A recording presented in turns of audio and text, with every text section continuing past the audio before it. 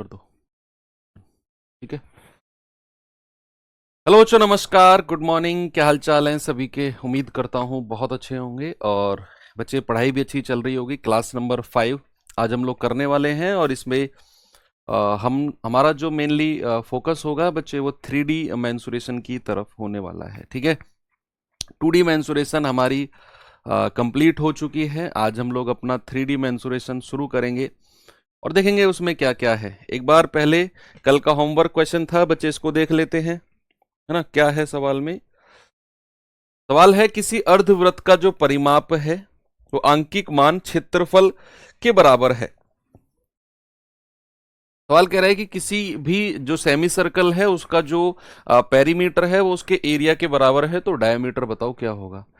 भाई अगर मैं किसी सेमी सर्कल की बात करता हूं, किसी भी अर्धवृत्त की बात करता हूं बच्चों, उसका पेरीमीटर क्या होता है? आपको मैंने बताया था कि पेरीमीटर जो होता है वो 36/7 इंटू आर होता है। या फिर आप ऐसे भी कर सकते हो, पाई आर प्लस 2 आर।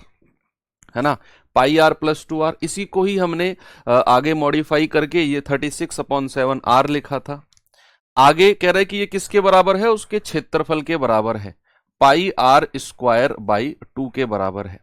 ठीक है, किसके बच्चा?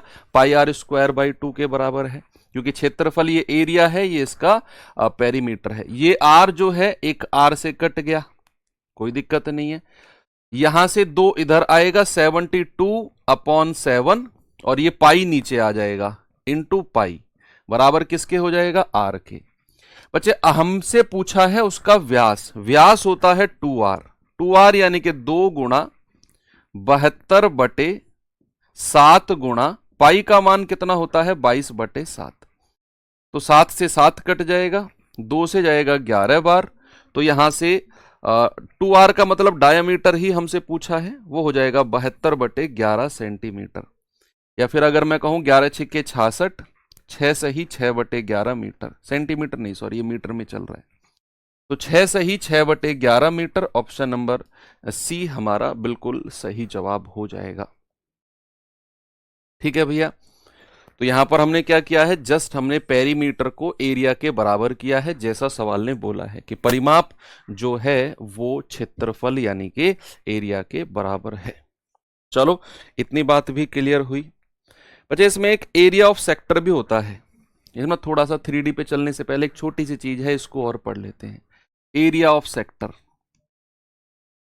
एरिया ऑफ सेक्टर, त्रिज्या खंड का क्षेत्रफल।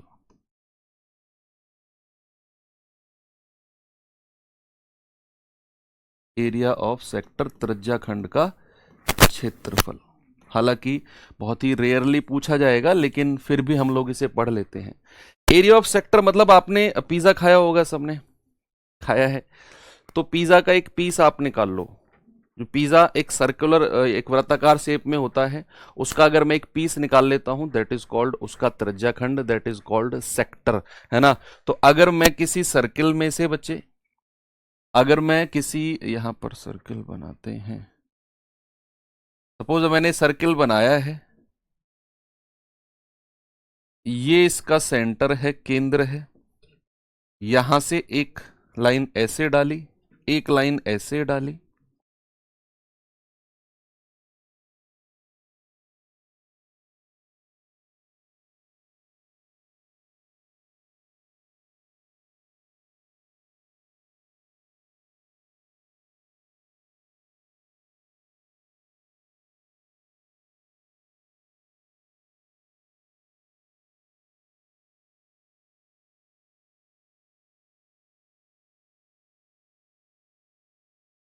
इस टाइप हमने बाहर निकाल दिया। है ना? ये वाला जो पार्ट है, ये वाला जो पार्ट है, इसका एंगल सपोज मैंने माना है थीटा। ये रेडियस होता है, ये रेडियस होता है। तो यहां भी रेडियस निकलेगा, यहां भी रेडियस निकलेगा। ये थीटा है बच्चे, इसको बोलते हैं सेक्टर। जिसको हिंदी में क्या बोलते हैं? हिंदी में बोलते हैं इसको त्रिज्याखंड। ठीक है।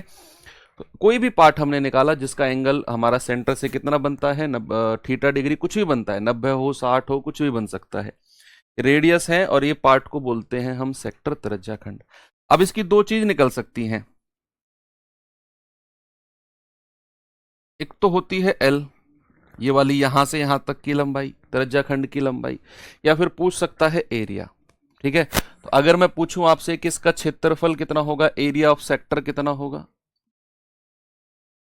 एरिया ऑफ सेक्टर होता है बच्चे theta upon 360, theta upon 360 into pi r square, theta upon 360 into pi r square.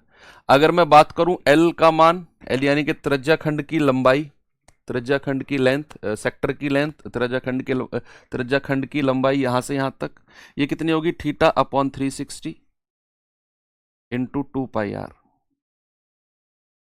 Into 2 pi are.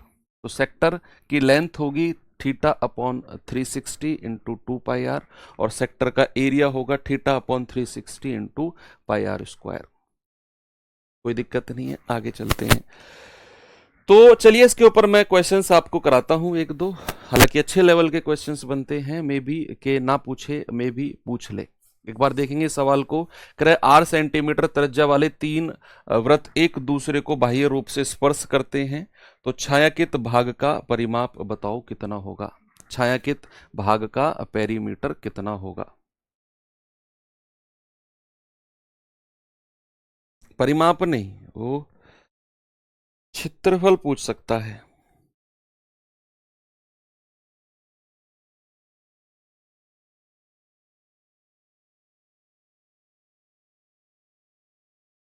ये पेरीमीटर भी पूछ सकता है, कोई दिक्कत नहीं है। हाँ भाई देखो, सवाल कह रहा है 3 वृत्त एक दूसरे को बाह्य रूप से टच करते हैं। एक ये सर्कल है ना, एक ये सर्कल है, और ना एक ये सर्कल है। ठीक है, ऐसे बनाते हैं, ऐसे एक ये सर्कल है, एक ये सर्कल है, और एक ये सर्कल है। अब हमसे पूछा है छायांकित भाग का जो है पेरीमीटर क्या होगा। तो क्या करते हैं, यहां इसका सेंटर, इसका सेंटर, इसका सेंटर, तीनों सेंटर को ना आपस में मिलाते हैं इस तरीके से। अब आप मुझे जरा एक बात बताओ बच्चा, यहां से यहां तक, और कह रहा है कि 8 सेंटीमीटर त्रिज्या वाले तीनों वृत्त हैं, ये वाली त्रिज्या आर, ये आर, ये आर, ये आर, ये आर, ये आर, यानी कि अगर मैं इस त्रिभुज को अलग से लिखूं, देखते रहे ना बच्चे, इस त्रिभुज को अलग से लिखूं तो मुझे 2r लेंथ का क्या मिलेगा, एक त्रिभुज मिलेगा। और ऐसा ट्रायंगल जिसकी तीनों साइड बराबर हो, उस ट्रायंगल को क्या कहते हैं, उस ट्रायंगल को समबाहु त्रिभुज, इक्विलेटरल ट्रायंगल कहते हैं। और याद रखना, इक्विलेटरल ट्रायंगल में जो तीनों एंगल होते हैं ना बच्चे, वो बराबर होते हैं, और तीनों के तीनों 60-60 डिग्री के होंगे। कितने होंगे भैया, तीनों के तीनों 60 डिग्री के एंगल होंगे, 60-60 डिग्री के एंगल होंगे, क्योंकि ये हमारा इक्विलेटरल ट्रायंगल है, इक्विलेटरल ट्रायंगल है, समबाहु त्रिभुज है ना भाई। क्योंकि आप खुद देखो, आप खुद देखो, यहां से यहां तक आर, यहां से यहां तक आर, 2r हो गया, 2r और 2r। अब हमें पता चल गया कि भैया हमारे जो तीनों एंगल है ना, ये वाले, ये भी 60 डिग्री, ये भी 60 डिग्री, ये भी 60 डिग्री। अब बच्चे हमसे पूछा है कि छायांकित भाग का परिमाप क्या होगा। पता है हमसे क्या पूछा है, हमसे पूछा है ये वाली लेंथ, ये वाली लेंथ, और ये वाली लेंथ, ये पूछा है हमसे लेंथ। और L का मान हम आराम से निकाल चुके हैं। L बराबर क्या होगा बच्चे, theta upon 360 into 2 pi r. Yes, theta कितना है हमारा, थीटा है हमारा 60 डिग्री का, अपॉन 360 इंटू 2 पाई आर। और इसको मैं मल्टीप्लाई किससे कर दूंगा, 3 से, क्योंकि ऐसे 3 होंगे, ऐसे 3 सेक्टर बनेंगे, एक सेक्टर ये, एक सेक्टर ये, और एक सेक्टर ये। तीनों सेक्टर की लेंथ जो होंगी बच्चे बराबर बराबर होंगी। तो 60/360 गुणा 2 पाई आर, 60/360 गुणा 2 पाई आर, और 60/360 गुणा 2 पाई आर। तो मैंने 60/360 गुणा 2 पाई आर करके 3 से गुणा कर दिया। आपको कोई प्रॉब्लम मुझे नहीं लगता होगी, है ना। तो बच्चे ये कितना हो जाएगा, 6×6 36, 3 से जाएगा 3 दूनी 6, 2 से 2 कट गया, हमारा आंसर कितना आ गया, हमारा आंसर आ गया पाई आर। यानी कि छायांकित भाग का जो परिमाप होगा बच्चे, वो हो जाएगा हमारा पाई आर हो जाएगा। अगर यहां पर छायांकित भाग का एरिया आपसे पूछने लगे, ये बड़ा इंपॉर्टेंट क्वेश्चन बनता है। चलो इसको मैं अगले सवाल में कराऊंगा, इसे आप खुद करना, छायांकित भाग का एरिया। लेकिन मैं इससे भी अच्छा सवाल एरिया का अगले सवाल कराने वाला हूं, आप उसे करेंगे और उसके बाद फिर ये आप होमवर्क में करेंगे, ठीक है। तो चलते हैं अगले सवाल की तरफ। ये सवाल देखिए जरा, कह रहे कि 4 वृत्त हैं जिनमें प्रत्येक की त्रिज्या a इकाई है, एक दूसरे को स्पर्श करते हैं, उनके द्वारा घेरे गए क्षेत्रफल क्या है। अब 4 का क्षेत्रफल मैं कराऊंगा, वो 3 वाला पिछले सवाल का क्षेत्रफल तुम खुद करोगे। यहां 4 सर्कल बनाता हूं बच्चे मैं, एक सर्कल ये बनाया, एक सर्कल ये बनाया, एक सर्कल ये बनाया और एक सर्कल ये बनाया। और कह रहा है प्रत्येक की त्रिज्या a है, यानी कि यहां से यहां तक भी a, यहां से यहां तक भी a, यहां से यहां तक भी a, और ये भी a, ये भी a, ये भी a, और इनको मिलाएंगे तो ये भी a, ये भी a। तो बच्चा हमें एक वर्ग मिला अलग से, हमें क्या मिला, एक वर्ग मिला अलग से, जिसकी भुजा कितनी मिल गई, a और a मिलकर कितना 2a, ये वर्ग मिल गया। अब पता है हमसे क्या पूछा है, हमसे पूछा है बच्चे उसने कि उनके द्वारा घेरा गया क्षेत्रफल, यानी कि ये वाला एरिया हमसे पूछा गया है, ये वाला बच्चे। अब आप क्या मुझे बता सकते हो, खुद आइडिया लगाओ बच्चे, अगर आप फोकस से पढ़ रहे हो तो खुद आइडिया लगाओ कि ये वाला क्षेत्रफल मैं कैसे निकाल सकता हूं। आप बता सकते हो मुझे, ये वाला जो क्षेत्रफल है मैं कैसे निकाल सकता हूं, अपना दिमाग लड़ाओ। सर ये हमारा एक क्या बन गया है, ये हमारा एक स्क्वायर वर्ग बन गया है, जिसकी भुजा कितनी है 2a। सर अगर मैं, और हमें पता है कि वर्ग का जो एंगल होता है वो 90 डिग्री होता है, यानी कि सारे एंगल जो है ना ये 90 डिग्री के हैं, पहली बात। दूसरी बात क्या है कि सर अगर हमें ये पिंक वाला एरिया निकालना है ना, तो मैं वर्ग के स्क्वायर के एरिया में से चारों सेक्टर का एरिया माइनस कर दूंगा, मैं स्क्वायर के एरिया में से चारों सेक्टर का एरिया माइनस कर दूंगा। क्या इतनी बात समझ में आई आपको? मैं कह रहा हूं ये अल्टीमेट लेवल का क्वेश्चन होगा अगर आपके एग्जाम में बना तो, अल्टीमेट लेवल का, है ना। तो एरिया ऑफ शेडेड रीजन उसने पूछा है, एरिया ऑफ शेडेड रीजन मैं निकाल रहा हूं, area of shaded region, area of shaded region, छायांकित भाग का क्षेत्रफल, छायांकित भाग का क्षेत्रफल। बच्चे क्या होगा, हम कहेंगे एरिया ऑफ स्क्वायर यानी कि वर्ग के क्षेत्रफल में से वर्ग का एरिया माइनस 4 त्रिज्याखंड का एरिया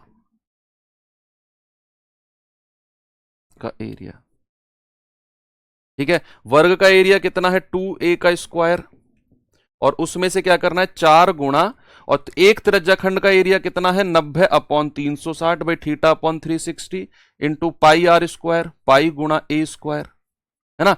4 से गुणा क्यों किया है, क्योंकि ऐसे हमारे पास 4 सेक्टर हैं, क्या है, ऐसे हमारे पास 4 सेक्टर हैं, इसीलिए हमने एक का एरिया निकालकर एक वाले सेक्टर का और 4 से गुणा कर दिया, तो ये छायांकित यानी कि एरिया ऑफ शेडेड रीजन हमें मिल जाएगा। कितना होगा बच्चे 4a स्क्वायर माइनस 9 चौके 36, 4 से 4 चला जाएगा, पाई इंटू ए स्क्वायर।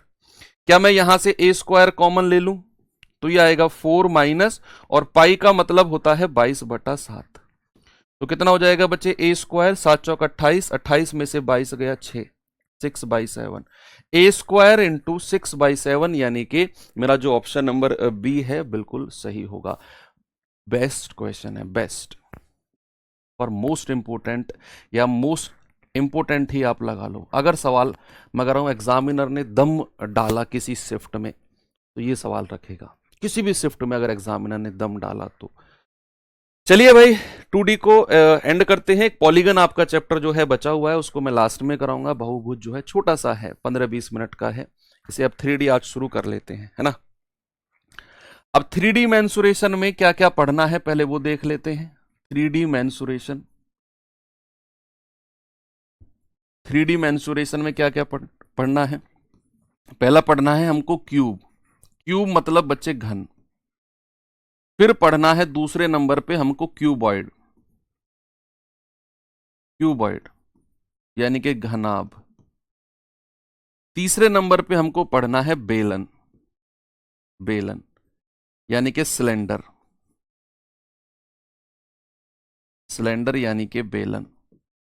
चौथे नंबर पे पढ़ना है बच्चे हमको शंकु यानी कि कोण, कोण यानी कि शंकु। फिर पढ़ना है हमें स्फेयर, स्फेयर यानी कि गोला। कोण में हम छिन्नक भी, फ्रस्टम भी पढ़ लेंगे, छिन्नक भी जिसको बोलते हैं। ठीक है, तो स्फेयर के बाद में फिर हम छठे नंबर पे मिसलेनियस यानी कि विविध भी देख लेंगे। कुछ इक्का दुक्का बचेगा वो हम मिसलेनियस में देख लेंगे, जो भी इक्का दुक्का बचेगा ना वो मिसलेनियस में देख लेंगे। आज हमारा जो मेनली फोकस होगा इन दो टॉपिक्स पे होगा, क्यूब एंड क्यूबॉइड। आज हम इनको एंड कर रहे होंगे, फिर मे बी कि कल हम इन तीनों टॉपिक को एंड कर देंगे, क्योंकि तीनों के तीनों बहुत छोटे छोटे टॉपिक हैं। अगर मैं बात करूं एग्जाम पॉइंट ऑफ व्यू की, तो बच्चे मेनली जो क्वेश्चंस आपके बनते हैं एक तो 2D से बनते हैं, उसके बाद भी अगर एग्जामिनर 3D मेंसुरेशन की तरफ आता है ना, तो max to max cube and cuboid पर रुक जाएगा, क्यूब एंड क्यूबॉइड पर रुक जाएगा, घन और घनाभ पर रुक जाएगा। हाँ, कई बार मैंने देखा है आपके जीडी के ही 2019 के पेपर में आई थिंक, उसमें उसने कौन से काफी क्वेश्चंस पूछे हुए थे। तो ऐसा नहीं है कि हम लोग इनको इग्नोर कर दें। मैं एक एवरेज की बात कर रहा हूं, औसतन की बात कर रहा हूं। तो औसतन जो औसत है वो ज्यादातर आपका 2D से बनता है, और उसके बाद 3D का एवरेज अगर मैं निकालूं तो एवरेज मतलब जो मैक्सिमम इंक्लाइन करता है ना, झुकाव जिसका रहता है ज्यादातर, वो क्यूब एंड क्यूबॉइड की तरफ होता है।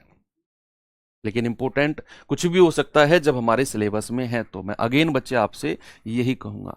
तो कल की क्लास में हम इन चीजों को एंड कर रहे होंगे, आज हम इनको एंड कर लेते हैं, और कल हमारा जो ये चैप्टर है वो खत्म हो जाएगा मेंसुरेशन का। परसों हम अपना नया चैप्टर नंबर सिस्टम शुरू करेंगे। ठीक है भाई, करें शुरू। चलिए, आज का टॉपिक है बच्चे हमारा क्यूब, क्यूब यानी कि घन, घन। ठीक है, क्यूब के बारे में अगर हम देखें तो मैं क्यूब आपको बना के दिखाता हूं किस तरह की दिखती है क्यूब।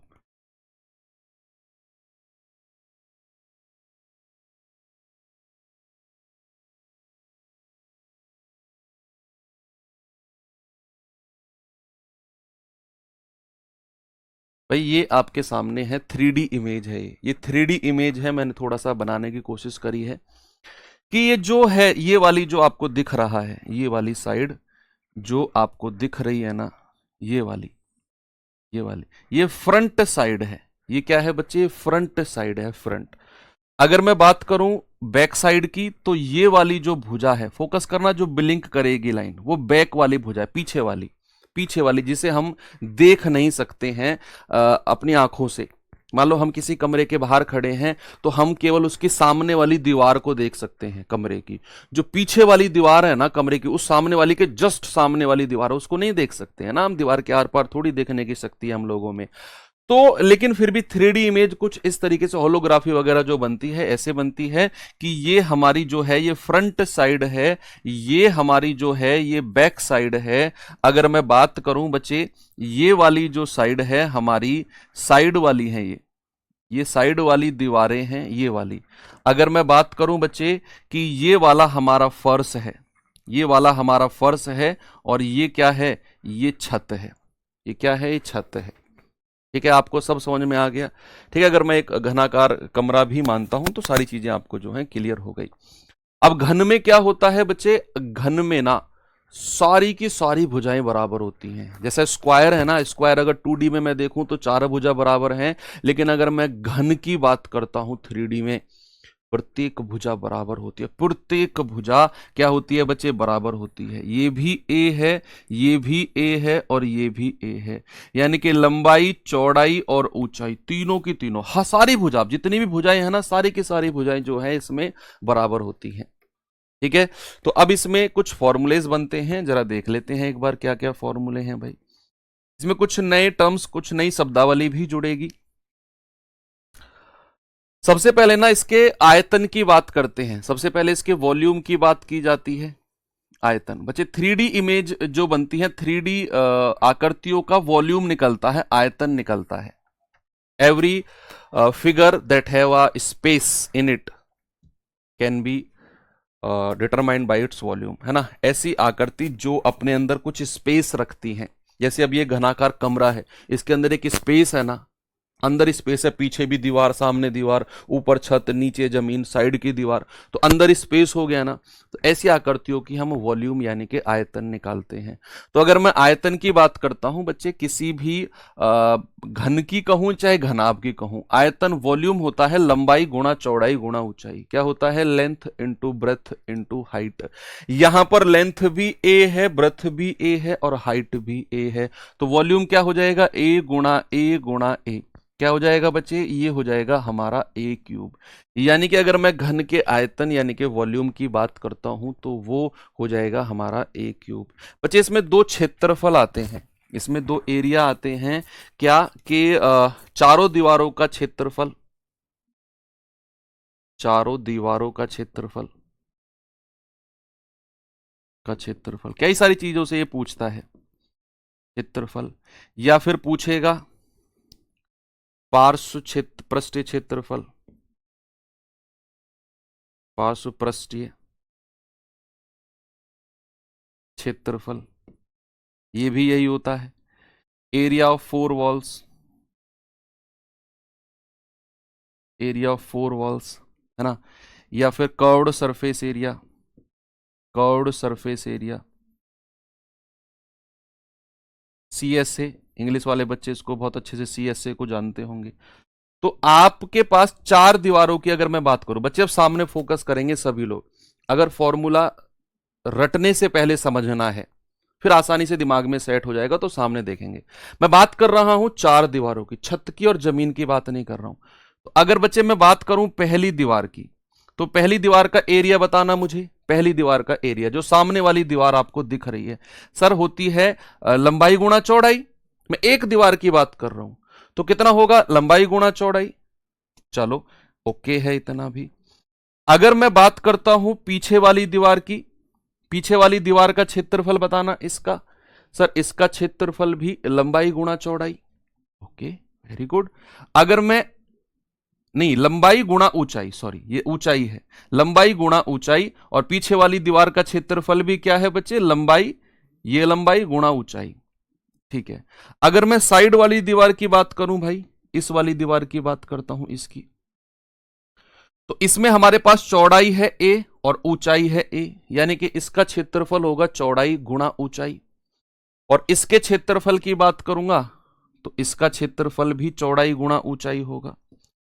यानी कि अगर मैं चार दीवारों का क्षेत्रफल या कर्व्ड सरफेस एरिया कहूंगा तो इस तरीके से आप कहेंगे कि सर ये हो जाएगा 2 और ब्रैकेट में L plus B into h, है ना। नहीं, आप ऐसे भी कर सकते हैं, 2 लंबाई गुणा चौड़ाई, लंबाई गुणा ऊंचाई प्लस 2 लंबाई गुणा चौड़ाई, चौड़ाई गुणा ऊंचाई, b गुणा h, है ना। ये चौड़ाई है b और ये ऊंचाई है h। इसे आप सॉल्व करेंगे, 2 कॉमन ले लेंगे, यहां से h कॉमन ले लेंगे, 2h कॉमन लेकर b प्लस l बचेगा, तो 2l plus B into H. यहां से सॉल्व हो गया। आपको समझ में भी आया कि ये बना कैसे है।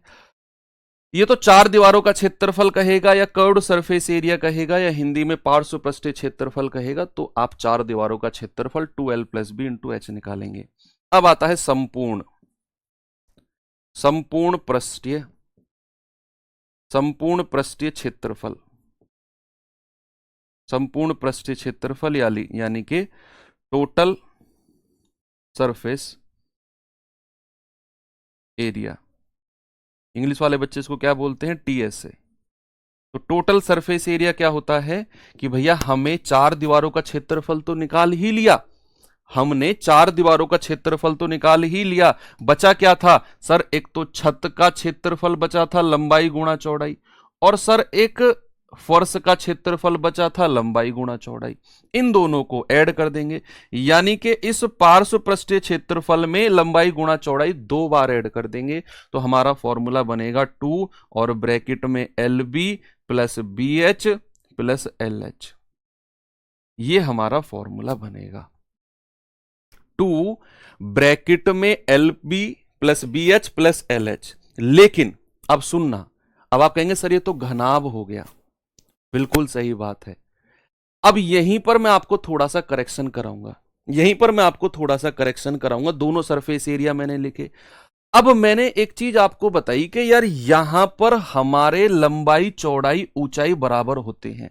अब मैं घनाभ का भी आपको साथ के साथ याद करा रहा हूं, इसीलिए मैंने आपको लंबाई गुणा चौड़ाई गुणा ऊंचाई लिखवाया था ऊपर भी, जब घनाभ के टाइम पर आपको कोई भी कंफ्यूजन ना हो। ये तो हो गया हमारा घनाभ का केस। लेकिन अगर मैं यहां पर लंबाई बराबर चौड़ाई बराबर ऊंचाई को मैं ए मान रहा हूं, तो आप सबकी जगह ए रख दो। आप क्या करेंगे बच्चे, सबकी जगह ए रख दो। ठीक है, तो क्या रखेंगे, आप कहेंगे 2 और a प्लस ए और इंटू ए। तो कितना होगा बच्चे, 2 इंटू 2a इंटू ए, तो कितना हो जाएगा 4a², है ना। तो घनाभ का भी आपको याद हो गया, क्यूबॉइड का भी याद हो गया, और क्यूबॉइड में आपने लंबाई चौड़ाई ऊंचाई को ए रख दिया, ए रख दिया, तो कितना हो गया 4a²। ऐसे ही यहां भी आप क्या करो, लंबाई बराबर चौड़ाई बराबर ऊंचाई को ए रख दो।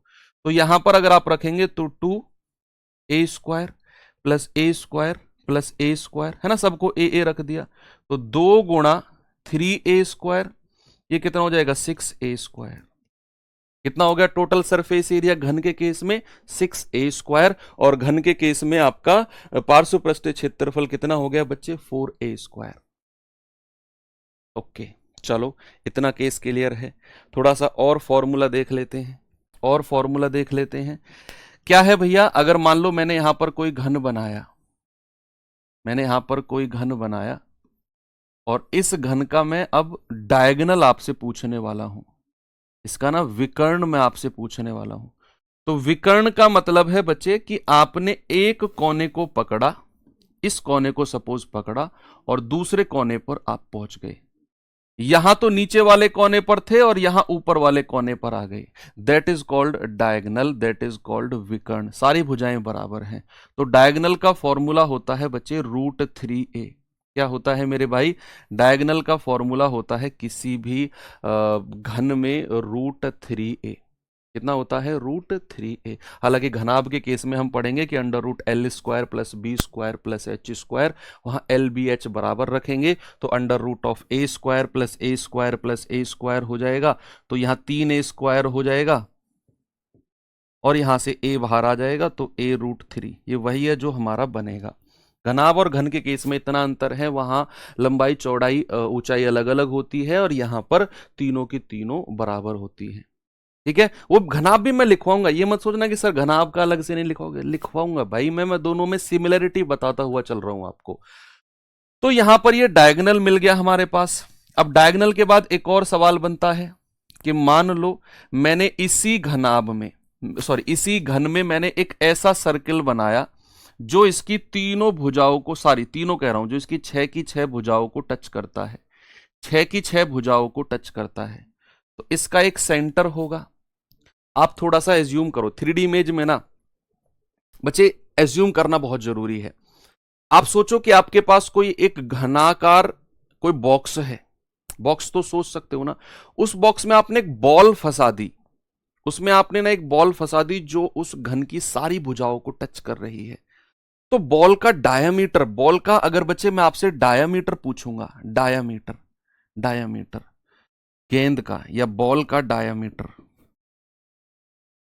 बॉल का व्यास, क्या बॉल का जो व्यास होगा बच्चे वो इस घन की भुजा के बराबर नहीं होगा? घन की भुजा के, खुद सोचो यार, आपने कोई बॉक्स में बॉल फंसाई, बॉल का सर जो डायामीटर जो व्यास होगा पूरे घन में सेट हो जाएगी, पूरे क्यूब में सेट हो जाएगी। तो जितनी घन की भुजा है वही बॉल का डायामीटर होगा, वही बॉल का क्या होगा, डायामीटर होगा। तो डायामीटर यानी कि 2a कह रहा हूं, डायामीटर यानी कि 2r बराबर a। यहां से त्रिज्या कितनी आ जाएगी, a/2, यानी कि बॉल की त्रिज्या कितनी आ जाएगी बच्चे, बॉल की जो त्रिज्या है वो कितनी आ जाएगी, a/2। Very good. ऐसे ही आप ऐसा भी कर सकते हो कि सारी भुजाओं को टच करता हुआ बाहर का जो सर्कल है उसका डायमीटर इसका सॉरी डायगोनल होगा, तो डायगोनल का आधा, हालांकि वो चीज़ पूछी नहीं जाती है, तो फिर भी बाहर की तरफ अगर कोई सर्किल है उसका अगर हमें व्यास निकालना है तो वो √3a होगा, उसे आप ज़्यादा टेंशन मत लो। आगे अगर मैं चलूं, मान लो आपको 2 घन दिए हुए हैं, आपको 2 घन, थोड़ा सा रेशियो की तरफ चलते हैं, बस मैं सवाल की तरफ जा ही रहा हूं, थोड़ा सा रेशियो की तरफ चलते हैं। मान लो आपको 2 घन दिए हुए हैं, घन 1 और घन 2, घन 2, और आपको ना इनकी साइड का रेशियो दे दिया उसने, साइड का रेशियो सपोज a और b दे दिया, इसकी साइड a है पहले वाले घन की, इसकी b है। मान लो इसके एरिया का रेशियो पूछने लग गया। अब बच्चे वो एरिया कोई भी पूछ सकता है, वो आपसे कर्व्ड सरफेस एरिया भी पूछ सकता है, पार्श्व पृष्ठ क्षेत्रफल और टोटल सरफेस एरिया। हिंदी वाले बच्चे समझना, CSA का मतलब है कर्व्ड सरफेस एरिया यानी कि पार्श्व पृष्ठ क्षेत्रफल, और TSA का मतलब है टोटल सरफेस एरिया यानी कि कुल संपूर्ण पृष्ठ क्षेत्रफल। कुछ किसी का भी रेशियो पूछ ले, याद रखना आपने a² और b² करना है बस, क्योंकि यहां अगर वो मान लो पार्श्व पृष्ठ क्षेत्रफल कहेगा तो 4a² 4b², 4 और 4 दोनों तरफ से कट जाना है। टोटल सरफेस एरिया कुल पृष्ठ क्षेत्रफल पूछेगा 6a² 6a², 6 और 6 दोनों से कट जाना है ना, तो a² और b²। सपोज अगर आपसे आयतन का रेशियो पूछने लगे, आयतन का यानी कि वॉल्यूम का, वॉल्यूम का रेशियो क्या होगा बच्चे, a³ और b³, a³ और b³। यहीं अगर रिवर्स दे दे कि मान लो ये घन 1 है, ये पहला घन है और ये दूसरा घन है ना, मान लो इनके आयतन यानी कि वॉल्यूम का रेशियो ही आपको दे दिया, सपोज x और y दे दिया, x और y। अब वॉल्यूम से बच्चे सुनना मेरी बात, वॉल्यूम यानी कि आयतन के रेशियो से आप एरिया के रेशियो पे नहीं पहुंच सकते हो डायरेक्ट, आपको पहले भुजा का रेशियो निकालना पड़ेगा। वॉल्यूम का रेशियो से सबसे पहले आपको साइड का रेशियो निकालना है। साइड का रेशियो कितना होगा बच्चे, घनमूल of, cube root, square root नहीं, घनमूल ऑफ x और घनमूल ऑफ y, है ना।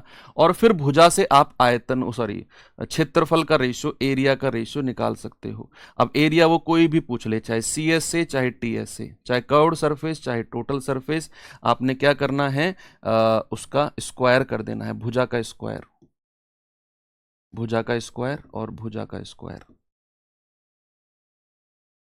1 और 2। ठीक है भैया, कोई दिक्कत नहीं है। तो रेशियो भी इस तरीके से आप बना सकते हो। अब चलते हैं हम अपने सवालों की तरफ, देखेंगे सवाल में क्या है। चलिए, सवाल आपके GD 2024 का पूछा गया है भाई।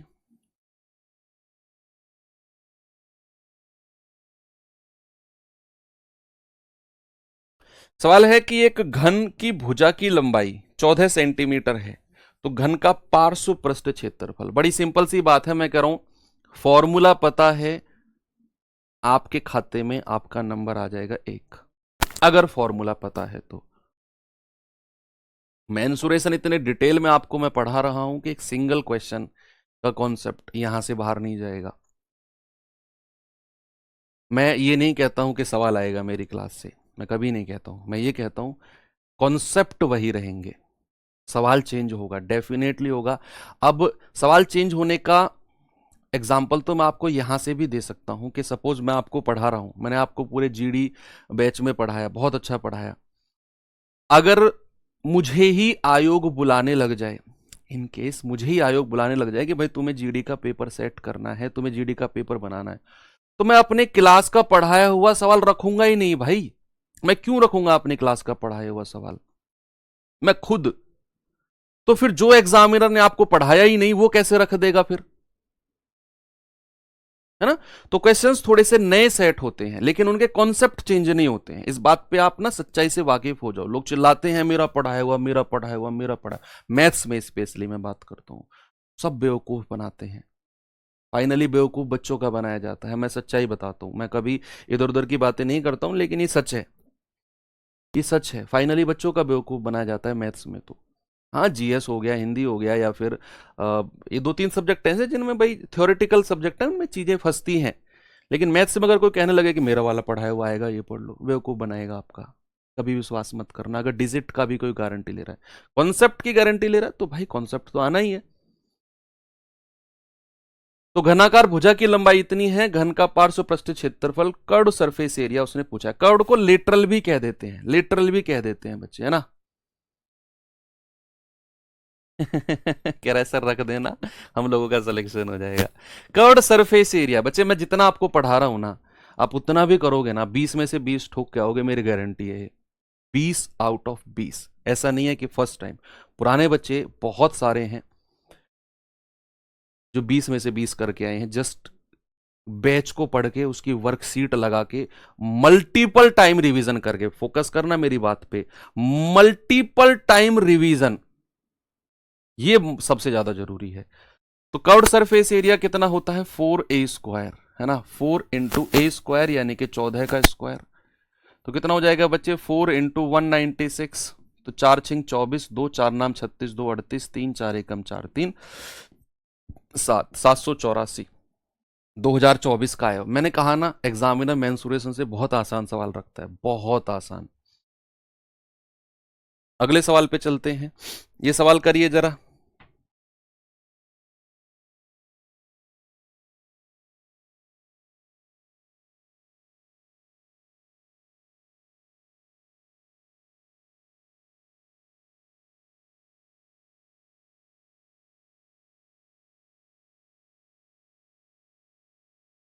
किसी घन के विकर्ण, √12 है विकर्ण, तो घनाकार आयतन कितना होगा। बच्चे विकर्ण क्या होता है, √3a। तो √3a कितना है, √12 हमको दिया हुआ है। भैया 12 को तोड़ के ऐसा लिखो जिसमें से मैक्सिमम वर्गमूल बन सके। तो 4 तिया 12, और 4 का कितना बाहर आ जाएगा, 2 बाहर आ जाएगा, यानी कि इसको मैं 2√3 कह सकता हूं। तो √3a बराबर 2√3, √3 से √3 गया, a बराबर कितना आ गया बच्चे, a बराबर आ गया 2, यानी कि घन की भुजा मिल गई 2।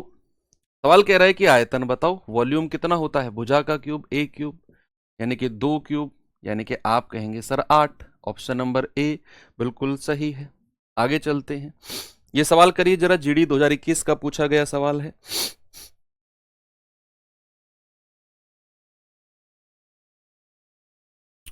सवाल है, घनाकार कमरे के फर्श का क्षेत्रफल 192 है। फर्श का, केवल फर्श का क्षेत्रफल है बच्चे, याद रखना। यहां अगर मैं एक घन बनाता हूं तो उसने केवल फर्श का क्षेत्रफल आपसे पूछा है, केवल और केवल किसका, फर्श का। ये वाला एरिया आपको दिया हुआ है, ये वाला, और भैया ये वाला एरिया तो होता है a×a, बस a×a होता है ये वाला एरिया। तो क्या मैं ये कह सकता हूं भाई, ये ए और ए है, और ये वाले एरिया की उसने बात करी है, तो फर्श का क्षेत्रफल होता है a², जो कि आपको 192 उसने दिया हुआ है। तो यहां से a बराबर कितना हो जाएगा बच्चा, √192। 192 को मैं अगर अलग करता हूं, 3 गुणा 3 × 18, 3 चौके 12, मैंने 3 गुणा 64 इसको कर दिया, 3 गुणा 64 इसे कर दिया।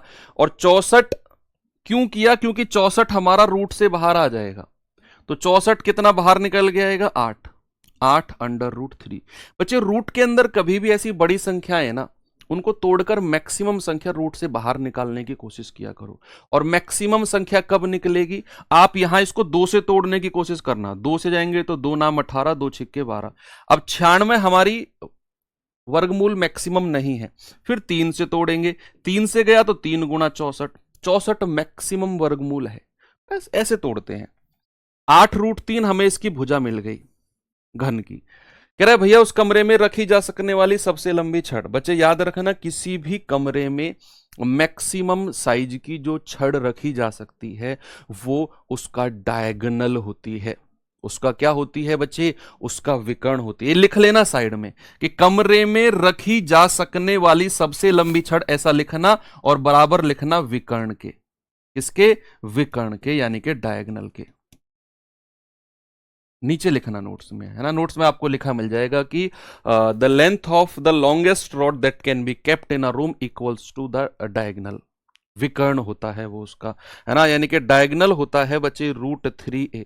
ये केस जो कमरे में रखी जा सकने वाली सबसे लंबी छड़ है ना, ये आपके घनाभ में भी पूछा जाता है कई बार। क्यूबॉइड में भी पूछा जाता है, तो याद रखना वो उसका डायगोनल होगा, वो उसका विकर्ण होगा। तो यहां पर √3a यानी कि √3 इंटू 8√3।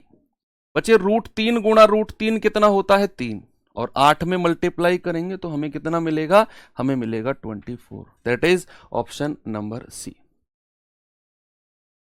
आगे चलें, यस।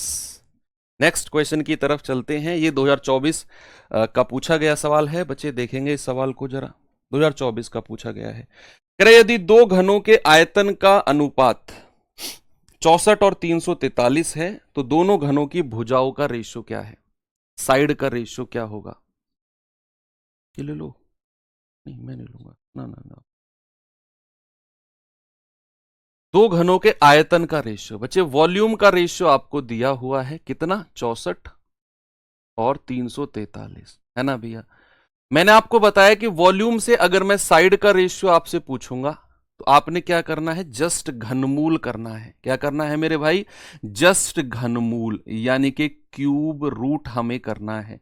तो आपको पता होना चाहिए कि 64 का घनमूल 4 होता है, 343 का घनमूल 7 होता है। तो यहां पर 4 और 7 हमारा ऑप्शन नंबर डी। कितना आसान सवाल है, आप खुद बताओ मुझे, क्या आसान था कि नहीं। ऐसे सवाल, ये बड़ा बच्चों में मिसकॉन्सेप्शन रहता है कि इतना आसान सवाल यहां बन गया, हमारे में नहीं आएगा। भैया आएगा, मेरा विश्वास तो करो, आएगा, इतना ही आसान आएगा आपके में भी। लोग कहते हैं नहीं अब नहीं आएगा इतना आसान जीडी, पता नहीं क्यों वो सोचते हैं कि एग्जामिनर की तुमसे कोई पर्सनल दुश्मनी हो गई है, और ऐसा आप नहीं सोच रहे हो। ऐसा 2021 का एग्जाम जब हुआ था, 22 वालों ने सोचा था कि आसान नहीं आएगा। हम पढ़ा रहे थे ना, हमसे पूछो, मैंने पढ़ाया है, हर बैच के जीडी के हर बैच में मैंने पढ़ाया है। 21 के बाद 22 में पढ़ाया, उन्होंने कहा अब हार्ड आएगा सर, अब इजी नहीं आएगा, आया 22 में इजी। 22 के बाद 23 में पढ़ाया, अब सर हार्ड आएगा, आया फिर इजी। 24 में पढ़ाया सर, अब 24 वाले, इवन 24 वाले कहते थे कि सर अब इतना इजी नहीं आएगा, हार्ड आया इजी। तो आप भी इस सिद्धांत को फॉलो करना, इजी आएगा लेकिन आपको प्रैक्टिस और फॉर्मूले याद होने चाहिए, ये कंडीशन है। आगे चलते हैं, इस सवाल पे आएंगे जरा। सवाल है यदि घन की प्रत्येक भुजा में 50% की वृद्धि की जाती है तो पृष्ठ क्षेत्रफल में कितने % की वृद्धि होगी। मैंने आपको ट्रायंगल के केस और स्क्वायर के केस से समझाया था कि जब भी प्रतिशत वृद्धि का सवाल आए तो आपने देखना है कि उसने पूछा क्या है। उसने पूछा है पृष्ठीय क्षेत्रफल, कर्व्ड सरफेस एरिया की। तो पृष्ठीय क्षेत्रफल कर्व्ड सरफेस एरिया का फॉर्मूला क्या होता है, 4a²।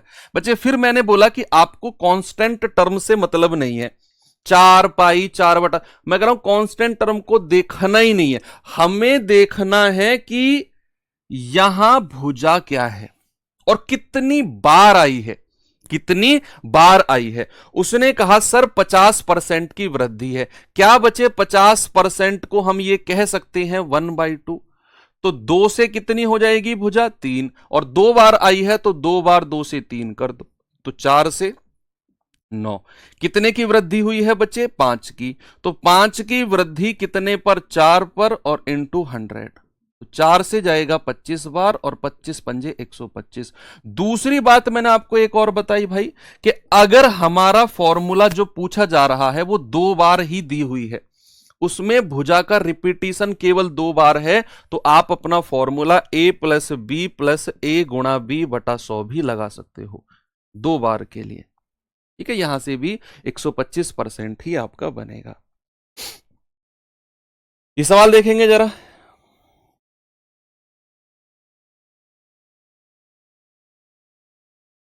यदि एक घन के प्रत्येक किनारे को 4/3 गुना कर दिया जाए तो घन के आयतन में कितना % की वृद्धि होगी और घन के संपूर्ण पृष्ठ क्षेत्रफल में कितने % की वृद्धि होगी। बताइए आप लोग, जल्दी से अपनी रफ कॉपी में करेंगे और मुझे बताएंगे कैसे करेंगे भाई जरा। देखो कह रहा है किनारे में 4/3 की 4/3 कर दिया, सॉरी, यानी कि अगर वो 3 ओरिजिनली था अब कितना कर दिया, 4। ये उसने भुजा को किया है कि भुजा अगर ओरिजिनली 3 थी तो अब कितनी कर दी है, अब कर दी है 4। इतनी बात क्लियर है, यस। अब हमें देखना है कि उसने पूछा क्या है। सर उसने तो घन का आयतन वॉल्यूम के बारे में पूछा है, और बच्चे वॉल्यूम होता है ए का क्यूब, यानी कि यहां पर भुजा हमारी 3 बार आई है, 3 बार आई है। तो बच्चे अगर मैं वॉल्यूम की बात करूंगा ना, तो वॉल्यूम के लिए क्या करना है सर, ये 3 से 4 और फिर 3 से 4, 3 बार लिखा जाएगा। तो गुणा करेंगे, 3 तिया 9 तिया 27, 4 चौक 16 चौके 64, कितना प्लस हुआ है भैया, 14 में से 7 गए 7, 5 में से 2 गए 3, और परसेंट निकालना है बच्चे तो 37/27 और गुणा 100, या फिर मैं ये भी कह सकता हूं कि 3700/27%, यानी कि आयतन में तो 3700/27% आएगा। तो 2 ऑप्शन तो हट ही गए, 2 ऑप्शन बचे हैं मेरे पास, अब 2 तो मैंने हटा ही दिए, अब 2 बचे हैं। सेकंड में उसने क्या पूछा है, ये तो फर्स्ट का था। सेकंड में उसने पूछा है भैया संपूर्ण पृष्ठ क्षेत्रफल। तो संपूर्ण पृष्ठ क्षेत्रफल क्या होता है भैया, 6a², और उसमें मैंने आपको बताया कि हमें कांस्टेंट टर्म से मतलब ही नहीं है, हमें कांस्टेंट टर्म से बच्चा मतलब ही नहीं है, हमें तो देखना है कि उसकी भुजा कितनी बार आई है, 2 बार आई है, a², यानी कि मैं कह सकता हूं 3 से 4 और 3 से 4, यानी कि टोटल सरफेस एरिया की अगर हम बात करें तो 9 से 16 हो गया, कितना बढ़ा है प्लस का 7, तो 7/9 इंटू 100, यानी कि 700/9%। तो क्या मैं ये कह सकता हूं कि भैया 3700/27 और 700/9, यानी कि ऑप्शन नंबर सी हमारा सही है। कोई प्रॉब्लम नहीं है ना बच्चा, वेरी गुड।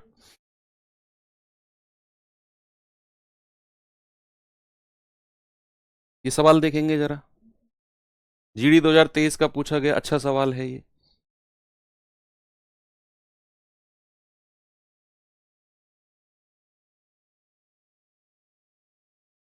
कह रहे कि 3 घन प्रत्येक की भुजा 5 सेंटीमीटर है, एक के बाद दूसरा और दूसरे के बाद तीसरा आधार पर एक दूसरे से जोड़े गए हैं, तो परिणामी घनाभ का संपूर्ण पृष्ठ क्षेत्रफल। बड़ा प्यारा और बड़ा आसान सा सवाल है। सवाल करा है कोई 5 सेंटीमीटर वाले घन है, 5 सेंटीमीटर वाले छोटे छोटे घन है, भाई ये घन है कोई हमारा, सपोज ये घन है।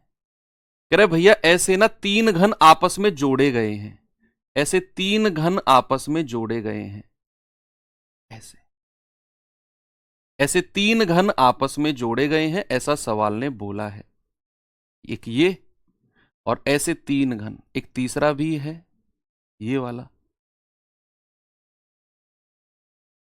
ये वाला, ऐसे 3 घन आपस में जोड़े गए। तुमसे ना जोड़े ना तो तुम सीधा सीधा ऐसे लिख लेना, तुमसे ना जुड़े तो ऐसे जोड़ लेना, ऐसे जोड़ लेना, ठीक है।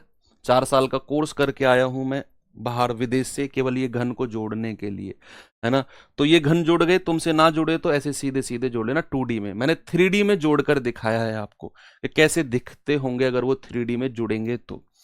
अब यहां पर क्या करना है भैया, हमें पता है कि तीनों घन की जो भुजा है ना 5 सेंटीमीटर है, तो यहां से यहां तक की भुजा 5, ये कितनी 5, ये कितनी 5। तो अब जो ये सीधा घनाभ बन गया है बच्चे, इस घनाभ की जो लंबाई है वो कितनी है 5, 5 तिया 15, सॉरी, घनाभ की लंबाई कितनी हो गई भाई, तीनों घन को अगर मैं एक साथ जोड़ता हूं तो लंबाई तो 3 गुना हो जाएगी कि नहीं, यस होगी। क्या इसकी चौड़ाई 3 गुना होगी, आप खुद सोचो। नहीं सर, चौड़ाई तो इसकी 5 वही रहेगी। भाई आप 3 घन ऐसे जोड़ते हो तो लंबाई तो बढ़ी भाई, चौड़ाई तो उतनी है जितनी एक घन की रहेगी, जितनी एक क्यूब की चौड़ाई रहेगी वो तो उतनी ही रहेगी ना, तो चौड़ाई तो चेंज नहीं हुई। क्या मेरे भाई ऊंचाई चेंज होगी, यस और नो में जवाब देना। क्या ऊंचाई पर कोई फर्क पड़ेगा, नहीं सर, ऊंचाई पर भी कोई फर्क नहीं पड़ेगा, जितनी ऊंचाई चल रही है वो उतनी ही चलती रहेगी, जितनी ऊंचाई। अगर मैं लेंथ की बात करता हूं तो 5 + 5 + 5, यानी कि ये होगा 15। अगर मैं ब्रेथ की बात करता हूं तो ये हो जाएगा 5, अगर मैं हाइट की बात करता हूं तो ये होगा 5। अब आपको संपूर्ण पृष्ठ क्षेत्रफल पूछा है। टोटल सरफेस एरिया का फॉर्मूला मैंने घन के केस में भी आपको लिखवाया था, वो होता है आपका 2 और LB + BH + LH, ये लिखवाया था मैंने आपको। हालांकि मैं घनाभ में भी लिखवाऊंगा, लेकिन आप फिलहाल ये याद कर लो कि जब भी कोई घनाभ बनता है तो उसका टोटल संपूर्ण पृष्ठ क्षेत्रफल ये होता है। तो यहां 2 LB कितना है 15 गुणा 5 प्लस BH 5 गुणा 5 प्लस LH 15 गुणा 5, यानी कि 2 15 5 75 प्लस 5 पूरे 25 प्लस 15 5 75, यानी कि 2 गुणा 75 25 100 75 175, ये हो जाएगा आपका 17.5 दूनी 35, यानी कि 350। ऑप्शन नंबर बी हमारा सही जवाब है। ठीक है भाई, आगे बढ़े।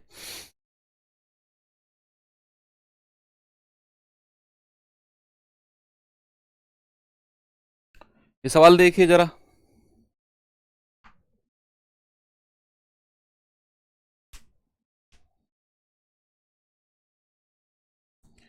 कह रहे 6 सेंटीमीटर भुजा वाले घन से काटे जा सकने वाले सबसे बड़े गोले का आयतन। तो ये तो हमने किया है भाई, ये तो हमने किया है कि अगर मैं कोई घन बनाता हूं यहां पर,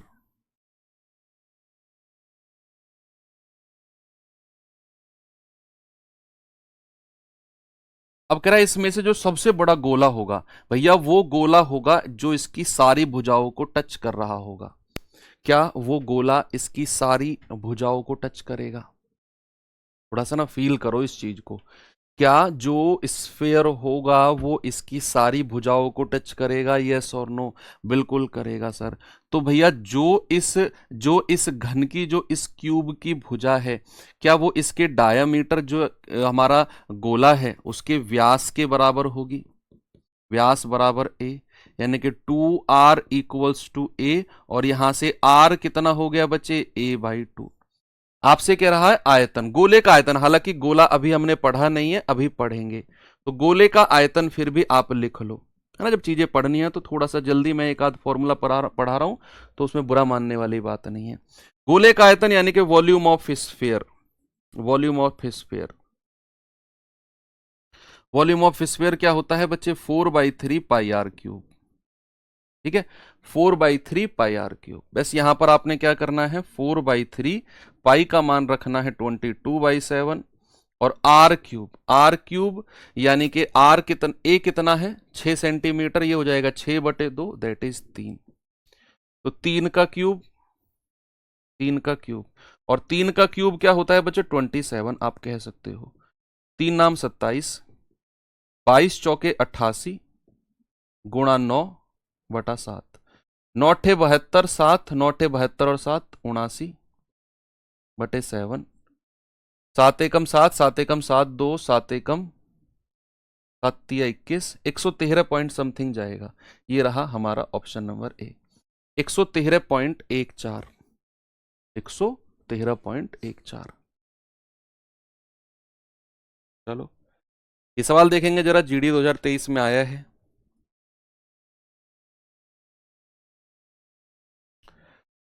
बच्चे अभी हमने शुरू किया है 3D।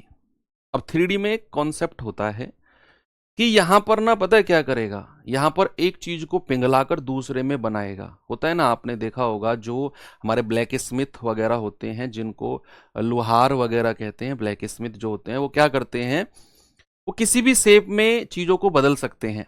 लोहे वगैरह की जो चीज बनी होती है, मान लो कोई शीट आई उनके पास, उसको अगर उस शीट को उन्होंने ना मान लो क्या करना है, मान लो एक बॉल बनानी है सीट की, एक लोहे की सीट है, उस सीट की बॉल बनानी है, तो वो क्या करेंगे, वो करेंगे उस सीट को पिघला देंगे, पहले बिल्कुल लिक्विड फॉर्म में बना देंगे, इतना गर्म करेंगे लोहे को कि पिघल जाएगा, वो लिक्विड फॉर्म में बन जाएगा, और वो फिर उस जितना भी लोहा उस सीट से निकलेगा सबकी बॉल बना देंगे, वो सारी की एक बॉल बना देंगे, चाहे कितनी बड़ी बॉल बने।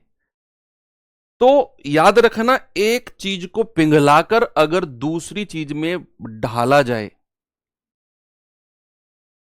एक चीज को पिघलाकर दूसरी में बदला जाए, तो हमेशा आयतन बराबर होता है। आप लिख सकते हो नोट्स में कि जब एक चीज को पिघलाकर दूसरे में बदला जाता है तो आयतन हमेशा बराबर रहता है।